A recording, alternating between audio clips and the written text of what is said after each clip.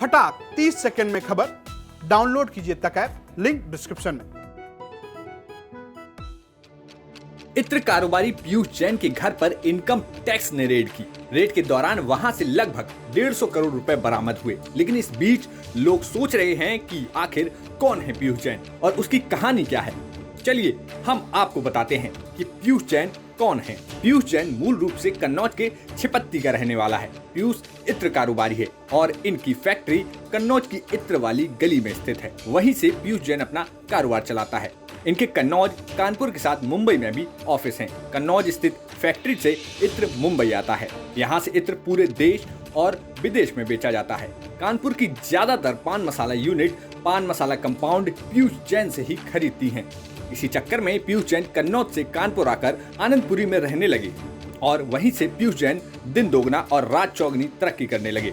यहाँ तक सब कुछ ठीक चल रहा था, लेकिन कहते हैं ना कि चोर चाहे कितना भी शातिर क्यों ना हो, कभी न कभी गलती कर ही देता है। पीयूष जैन ने भी वही गलती कर दी।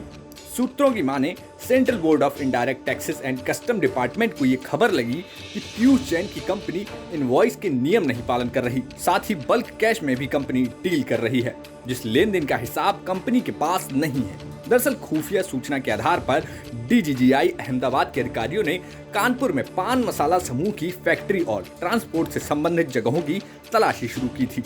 इसी दौरान आईटी टीम को पीयूष जैन और सुपारी कारोबारी के द्वारा टैक्स चोरी करने की टिप मिली। इसके बाद 23 दिसंबर को पीयूष जैन और सुपारी कारोबारी के यहाँ छापेमारी की। पीयूष जैन के यहाँ नोटों का अंबार मिलने लगा तो इनकम टैक्स की टीम को भी शामिल कर लिया गया। उसके बाद पीयूष जैन के कानपुर, कन्नौज, मुंबई और गुजरात स्थित उनके घर, factory, cold storage, petrol pump पर एक साथ छापा मारा गया। इस दौरान परिवार के लोगों से पूछताछ भी की गई। अधिकारियों ने मौके से दस्तावेज और नकदी जब्त कर ली। ऐसा बताया जा रहा है कि कुछ महीनों से पीयूष के यहाँ कथित तौर पर इनकम टैक्स चोरी और शेल कंपनियां बनाकर भारी रकम ठिकाने लगाने के तरीकों पर नजर रखे हुई थी।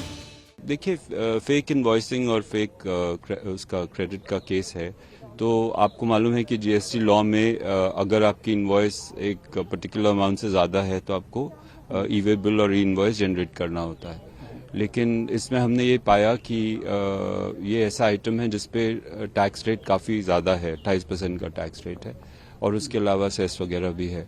तो ये पाया गया कि ये लोग बिना किसी इनवॉइस के, बिना ई वे बिल के ये माल निकाल रहे थे और इसमें 2-3 पार्टी शामिल हैं। सब फेक इनवॉइसेस थे और उसके वैल्यू को सप्रेस किया गया ताकि वो उसी परिधि में रहें जो निर्धारित है लॉ में।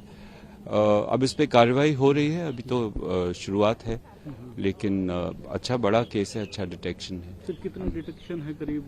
क्योंकि कोई बोल रहा है इनकम टैक्स का है, कोई क्या बोल रहा है, तमाम तरह की वो चल रही, थोड़ा सा इसीलिए अभी मेरे लिए कहना संभव नहीं होगा, क्योंकि उस पे काम जारी है और कुछ कैश भी पकड़ा गया है, उसकी काउंटिंग वगैरह चल रही है, तभी हम कुछ कह पाएंगे कितना अमाउंट।